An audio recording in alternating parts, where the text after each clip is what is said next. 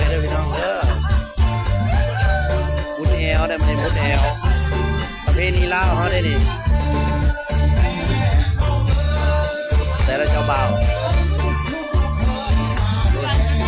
ข้างพบแต่เจ้าบ่าวแห่เคยสิเข้าไปหาเจ้าสาวเขาเฮือนฮอหมดเลย